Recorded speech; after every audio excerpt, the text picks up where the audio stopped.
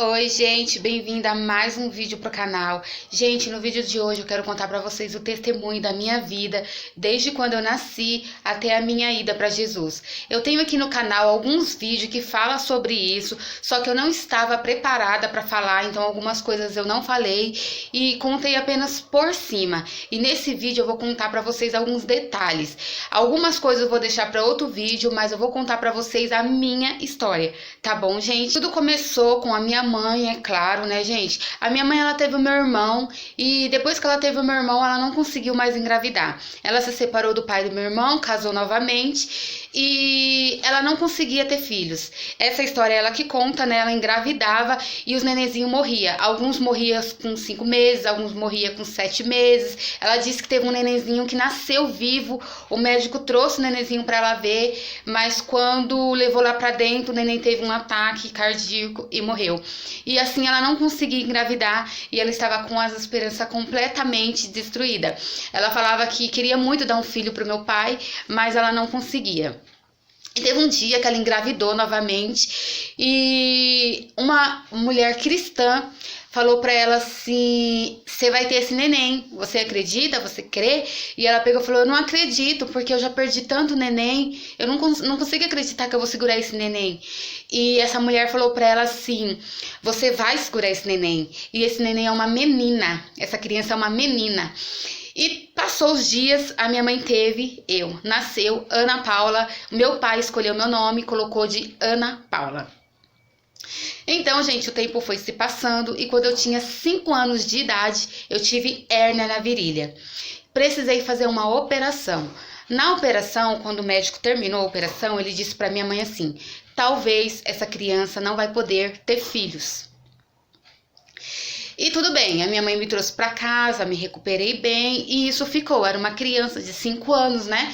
Então não tem como. Eu me lembro de algumas coisas, com 5 anos, mas eu me lembro, mas o tempo passou. A minha mãe, na inocência, né, contou pra irmã. Sabe, vocês têm um filho. Aí você conta pra sua irmã um problema, contou pras irmãs que os filhos delas ouviram, que eram meus primos, e todo mundo ouviu, e todo mundo soube da minha história. E o médico falou: talvez, mas todo mundo já tirou como ela não pode ter filho. Então, gente, eu fui crescendo e todo mundo jogando isso na minha cara, todo mundo falando que eu não poderia ter filho, todo mundo sabia da minha vida virou um livro aberto para todo mundo, as próprias pessoas dentro da minha casa, primos, irmãos, parentes, jogava isso na minha cara. Então eu comecei a ficar muito rebelde, eu comecei a ficar muito revoltada. Eu lembro que teve uma vez que o meu avô falou pra mim assim: olha, você não tem a forma de fazer neném, então você pode ser prostituta, porque você não pode ter filho. Uma mulher que não pode ter filho não vale nada. Então era isso que eu acreditava. Eu comecei a acreditar que eu não valia nada. Eu comecei a acreditar que eu não era importante para Deus. Quando eu fiz 16 anos, a minha menstruação não desceu. E a minha mãe me levou no ginecologista e o médico falou que eu não tinha útero.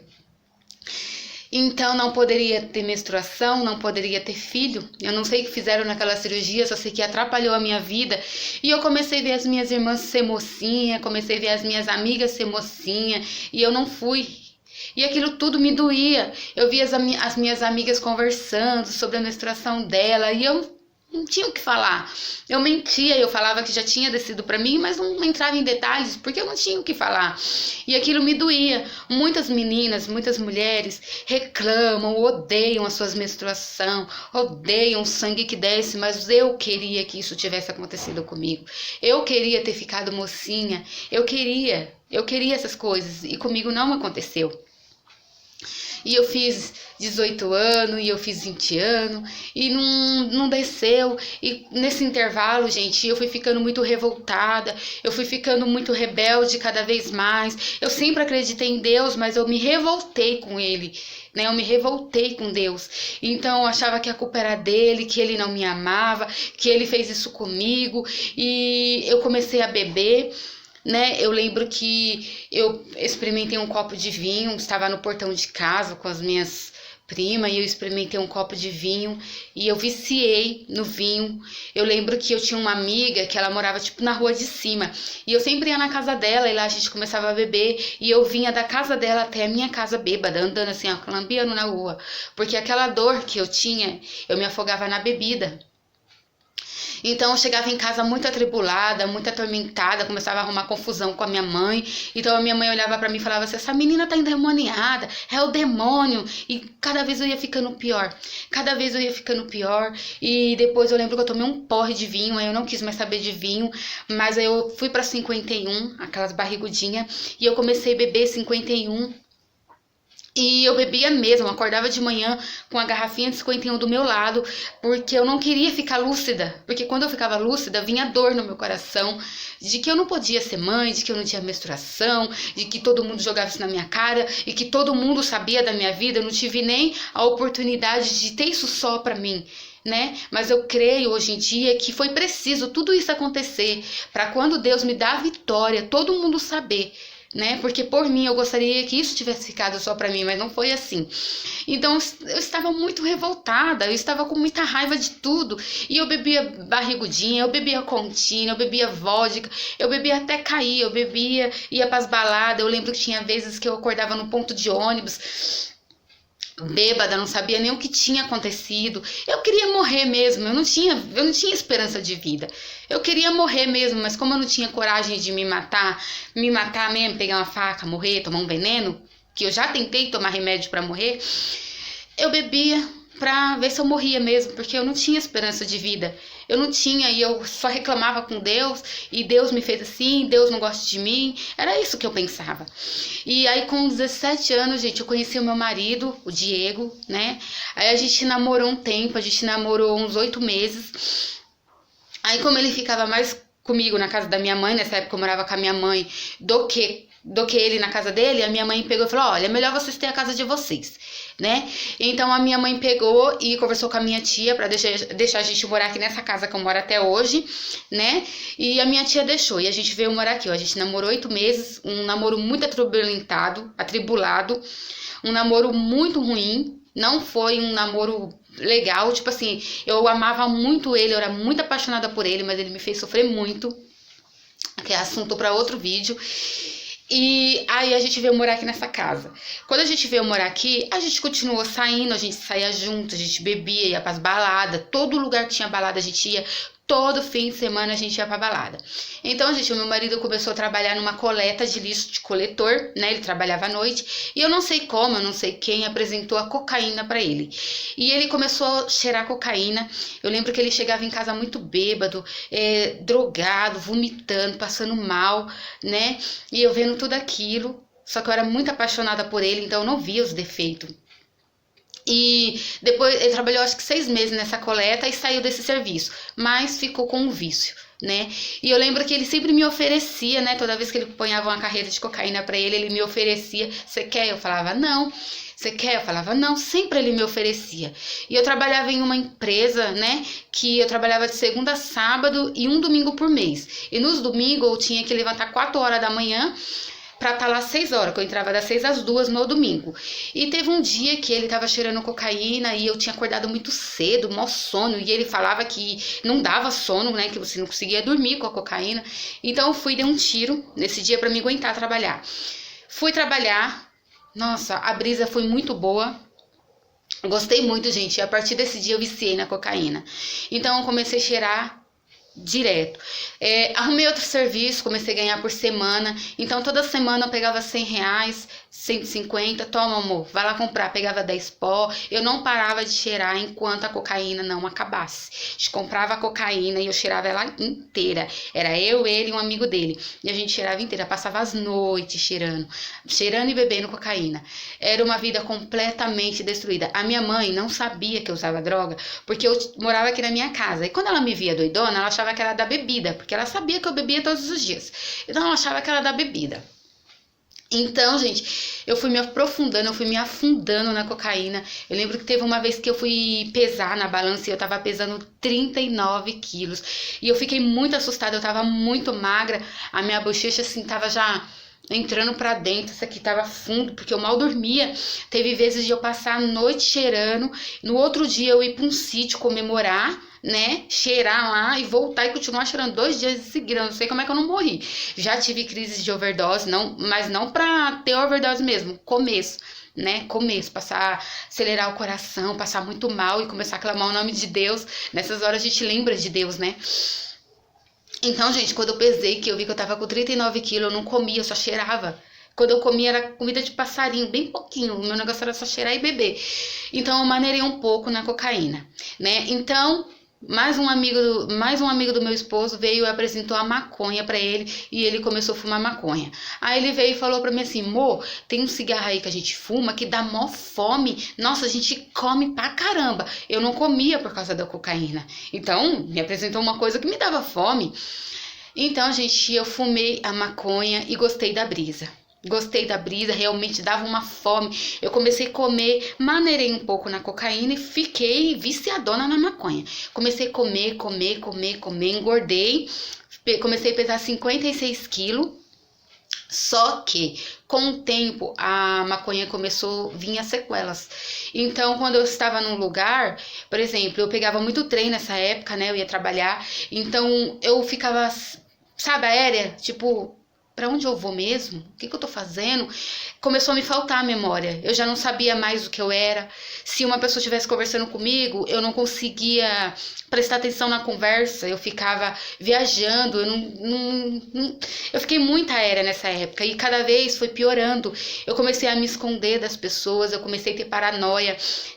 Quando eu ia comer, a comida entalava aqui, parecia que alguma coisa queria me matar, porque a comida entalava aqui e eu não conseguia engolir a comida. E eu ficava clamando o nome do Senhor Jesus no pensamento, né? E aquela comida entalada aqui, eu não conseguia engolir. Eu comecei a ter muitos ataques, crises, né? Então eu não queria ver ninguém, eu não queria conversar com ninguém. Quando alguém me chamava, e eu não conseguia, assim, ser feliz, gente. Eu era uma menina, assim, que tudo pra mim era briga, tudo pra mim era confusão.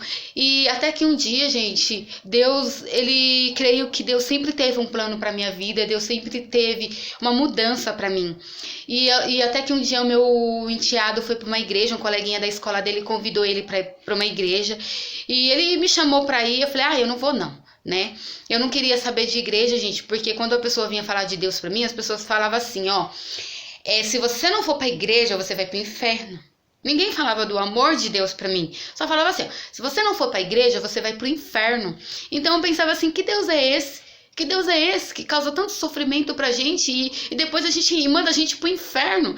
Como que Deus cria a gente e manda a gente pro inferno? Eu lembro que eu falava muito isso pra todo mundo que vinha falar de Deus pra mim, eu falava isso. Eu achava, gente, que Deus, ele era um homem que ficava sentado lá no céu, só julgando os nossos pecados e quem vai pro céu e quem vai pro inferno. Porque ninguém nunca falava do amor de Deus pra mim. As pessoas só sabiam falar que se eu não fosse pra igreja, eu ia pro inferno. Então era assim que eu enxergava Deus, que só mandava a gente pro céu ou pro inferno e não se importava com a gente. E o meu enteado foi, né, esse coleguinha dele veio buscar ele foi pra igreja, ele começou a frequentar essa igreja, né, e ele ganhou uma bíblia, gente, que até essa bíblia aqui, ó, ela tá até aqui, gente.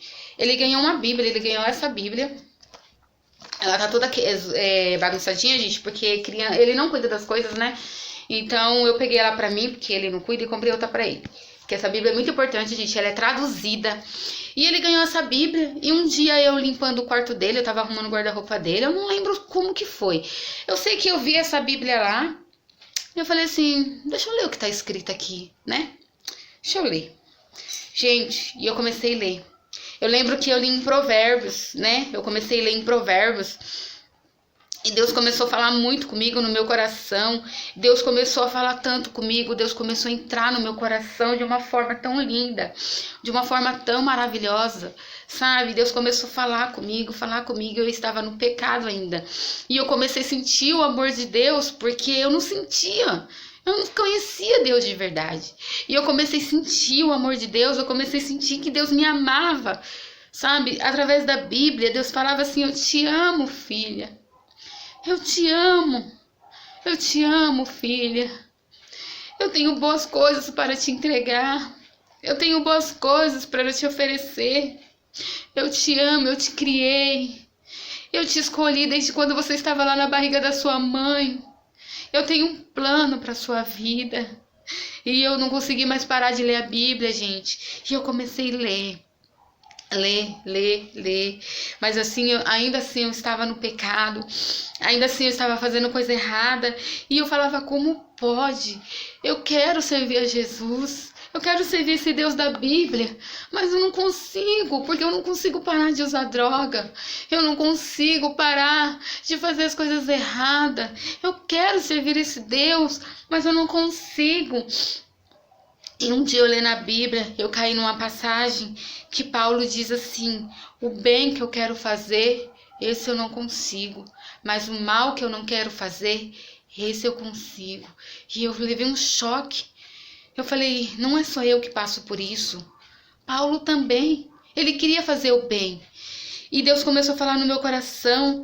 E eu comecei a pedir perdão para as pessoas que eu tinha magoado. Eu comecei a pedir perdão para todo mundo que eu tinha brigado. E pedia perdão para um, escrevia a carta para outro. E comecei a pedir perdão para todo mundo. Algo aqui dentro de mim começou a mudar. E eu lembro que teve uma vez que eu estava muito depressiva, eu estava até querendo me matar, né? Eu já tinha lido a Bíblia, eu já sentia Deus no meu coração, mas eu não conseguia mudar, eu não conseguia. E eu andando pelo bairro, ia num canto, queria achar uma igreja para mim ir, sabe? Nesse dia, e só que era de dia, não tinha nenhuma igreja aberta. E eu queria achar uma igreja para mim entrar. E eu comecei a andar pelo bairro todo, e sentava num cantinho, ficava pensando se eu me matar. E muito triste, então não tinha outra saída. Eu vim para minha casa e eu comecei a conversar com a minha irmã pelo celular.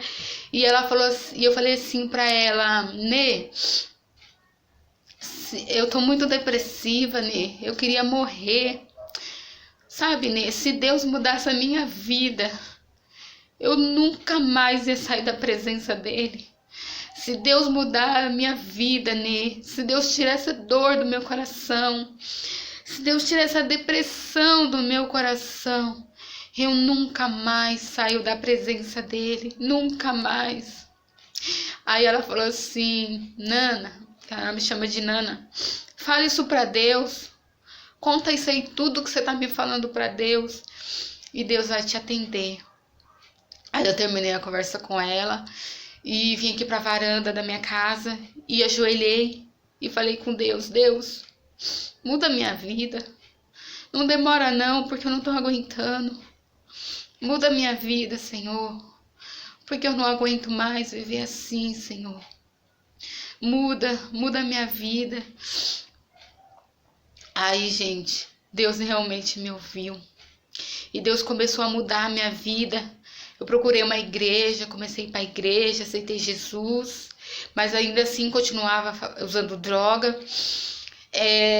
Consegui parar de beber, Deus me ajudou a parar de beber, me ajudou a parar com a cocaína, mas eu continuei na maconha. E eu comecei a ir para a igreja e Deus começou a mudar a minha vida, gente. Eu lembro que foi no ano de 2000 isso que eu comecei a querer mudar, foi no ano de 2017 para 2018. No ano de 2017, na virada para 2018, eu passei usando droga, cheirando cocaína, fumando maconha, e eu estava muito arrasada nesse dia. Era a entrada de 2018. E eu falei assim, eu queria me jogar da minha janela, né, lá embaixo, mas eu não sabia que eu não ia morrer, então eu falei, nem vou me jogar. Eu chorando muito, e eu falei assim, Senhor, a partir de hoje, a gente já era dia 1º de 2018, eu falei, Senhor, a partir de hoje eu não vou mais usar droga, não vou mais cheirar cocaína, não. E realmente, Deus me deu muita força, eu não cheirei mais cocaína, não bebi mais, mas continuei com a maconha. Então, gente, no ano de 2018 eu comecei a ir pra igreja, né? Eu comecei a frequentar a igreja e Deus começou a mudar a minha vida poderosamente. Deus foi a época mais linda, assim, que eu tive com Deus, porque foi o primeiro amor. Nossa, mas como o primeiro amor é gostoso, como o primeiro amor é gostoso. E eu sentia tão nítida a presença de Deus em tudo. O pôr do sol já me fazia chorar de alegria. E eu comecei a sentir a presença de Deus. E eu comecei a mudar. E eu comecei a tirar da minha vida coisas que eu sabia que me afastava de Deus. Comecei a mudar. E eu lembro que teve uma noite que eu tinha fumado maconha. Eu lembro que teve uma noite, gente, que eu tinha fumado maconha. E nessa noite eu não consegui dormir. eu escutava vozes, um monte de gente conversando, sabe? Quando você tá tentando dormir, e aí tá todo mundo dentro do seu quarto, sua mãe, seu pai, sua irmã, seus filhos, aquela falazada e você tentando dormir, era assim que eu me sentia. Um monte de gente conversando na minha cabeça, e um falava daqui, o outro falava dali, ah, você se mata, ah, você não vale nada, ah, você é isso, você é aquilo, você... E aquelas falazadas, gente, na minha cabeça. E eu não conseguia dormir, então eu levantei naquela noite, já era quase 1h da manhã, eu levantei naquela noite e eu falei, Senhor, a partir de hoje eu nunca mais vou fumar maconha, eu nunca mais vou pôr esse negócio na minha boca, nunca mais. E Deus me deu força e eu realmente não fumei maconha, e Deus me libertou da maconha também. Então, gente, eu comecei a servir a Deus no ano de 2018. Quando foi no final do ano de 2018, mais ou menos na época de novembro, dezembro, época de festa, época de Natal, eu comecei a ter recaídas, né, gente?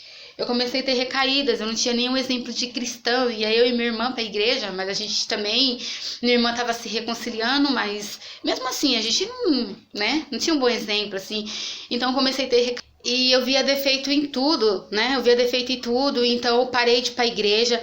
Então o meu esposo falava assim, ah, eu não preciso de ir pra igreja pra servir a Deus. E aquilo entrou tão profundamente no meu coração que eu falei assim, é mesmo, eu também não preciso. E não fui mais pra igreja, então eu comecei a esquecer as coisas de Deus. Comecei a não sentir mais vontade de ouvir louvor. Comecei a não sentir mais vontade de ler a Bíblia. E tem uma palavra em Provérbios que fala assim, ó, meus filhinhos, não parem de aprender, porque senão vocês vão esquecer o que vocês aprenderam. E é verdade, porque eu parei de aprender e eu esqueci tudo que eu aprendi. Então passou a virada de Natal, eu não bebi, eu lembro que eu não bebi, eu fiquei bebendo só água, eu não bebi mesmo, gente. Mas dancei funk, tava já afastada de Deus novamente. Entrou o ano de 2019 e no mês de janeiro, mais ou menos, janeiro, fevereiro, o meu primo começou a colocar o som no portão de casa, né? Ele começou a colocar o som no portão de casa. Então a gente subia pro portão, a gente começava a beber e aquele vazio voltou, aquela tristeza voltou. E o meu marido, ele tinha comprado duas cocaína, 2 pó pra cheirar. E nessa noite eu acabei cheirando com ele, depois ele acabou comprando mais, a gente passou a noite toda cheirando. E quando foi quase umas 4h da manhã, gente, eu comecei a pensar, nossa, o que eu tô fazendo da minha vida? Por que eu tô fazendo isso tudo de novo? E eu comecei a me lembrar, gente, da época que eu ia pra igreja. Eu comecei a me lembrar da época que eu estava na presença do Senhor, dos louvores. E eu falei assim, eu não vou cheirar mais não, parei. E ele continuou. E tudo bem. Aí chegou o próximo fim de semana, meu primo colocou o som novamente no portão, a gente subiu, né? Isso era mais ou menos no meio de março, né? Fevereiro, março. Aí ele colocou o som no portão, a gente subiu, começou a beber, e eu com aquele vazio, com aquela tristeza por fora, tava dançando, tava sorrindo, tava brincando, mas por dentro eu estava arrasado, um vazio, eu olhava pro céu, falava, meu Deus, o que eu tô fazendo da minha vida de novo? O que eu tô fazendo da minha vida de novo? E eu tinha deixado uns louvor aqui passando e tava lá na rua. Então eu desci, né? Falei, vou no banheiro. E eu desci. E quando eu desci, gente, tava passando uma música do Anderson Freire que fala assim, ó. São como sussurros no céu, quando estou chorando pra ti. O grito de uma alma ninguém na terra é capaz de ouvir. É bem mais fácil alguém apontar os erros que existem em mim, mas o Senhor me faz recordar que me ama mesmo assim. É tão difícil aqui ser feliz, pra cada erro há um tribunal. Ainda bem que dentro de mim tua presença é o meu hospital. E a primeira vez que eu ouvi essa música, gente, eu comecei a chorar. Eu comecei a chorar e eu falei, Senhor, eu quero sua presença de novo, Senhor, eu quero voltar para os seus caminhos. E a música ia cantando, sabe? Tu és a medicina do céu, socorro bem presente pra mim. Um novo coração transplantou, já cancelou na cruz o meu fim. Toda vez que minha alma chorar, com os sintomas que o mundo causa. Novamente vou sorrir no final. Tua presença é o meu hospital. É como se Deus estivesse falando assim pra mim: filha, volta para o meu hospital, que é a igreja. Eu sou seu médico, eu sou a medicina, eu vou curar teu coração, eu vou curar tua alma novamente. Volta, filha. E eu falei: eu volto, papai, eu volto. E aí meu marido desceu e ele falou assim: ô Shimon, não vai subir mais não? Aí eu falei: amor, eu não vou mais subir, eu não vou mais beber, eu vou voltar para a igreja, eu vou voltar para a presença do Senhor, eu vou voltar, amor, olha para mim, amor, eu saí da igreja, eu voltei a beber, olha para mim, eu preciso sim da igreja para servir a Deus, eu preciso sim da igreja para ficar na presença do Senhor, olha para mim, amor. E ele não entendeu nada, que ele tava bêbado, né? Mas eu entendi. E a partir desse dia eu voltei para a presença do Senhor. Antes eu ia para a igreja só nos domingos, né? E quando eu voltei para a presença do Senhor, foi mais ou menos no mês de maio, junho, não lembro, de 2019. E eu lembro que eu comecei a ir para a igreja quase todos os dias, quarta, sexta, domingo. Eu comecei a ir para o estudo bíblico de manhã e eu comecei a frequentar a igreja e ainda fumava maconha. Então eu comecei a me envolver tanto com as coisas de Deus que eu esqueci que eu fumava maconha, eu esqueci que a maconha existia. E eu parei de fumar maconha, não bebo mais, tô firme na presença do Senhor. E como eu parei, meu marido também parou, né? Ele não fuma maconha, ele bebe ainda, né? Mas para a honra e glória do Senhor ele vai parar também, mas ele parou com as drogas, graças a Deus. E eu estou firme. Gente, só para finalizar, eu vou deixar aqui um versículo em Salmos que fala muito comigo, né? Que diz assim, ó, Salmos 40. Esperei com paciência no Senhor, e ele se inclinou para mim e ouviu o meu clamor. Tirou-me de um lago horrível, do chago de fogo. Pôs os meus pés sobre uma rocha, firmou os meus passos e pôs um novo cântico na minha boca, um hino ao nosso Deus. Muitos verão, temerão e confiarão no Senhor. E esse versículo fala tanto comigo, gente, porque Deus me tirou de um lago de fogo. Deus me tirou, gente, de um charco de fogo, de um lago horrível. Deus me tirou, gente, do fundo do poço, da lama. E hoje, gente, eu estou firme na presença do Senhor. Vai fazer um ano, gente, acho que já tem um ano, não sei, que eu voltei para a presença do Senhor, que eu estou firme na presença do Senhor. Não pretendo sair. Em fevereiro agora, dia 16 de fevereiro de 2020, eu me batizei nas águas. Em 2019, gente, no final do ano passado, eu me casei, meu esposo, nos casamos no civil, nos casamos no papel, né, gente? E eu estou firme na presença do Senhor novamente, gente. Graças a Deus, tá bom? Espero que vocês tenham gostado. O vídeo ficou longo, mas vale a pena assistir. Um beijo no coração de cada um. Tchau.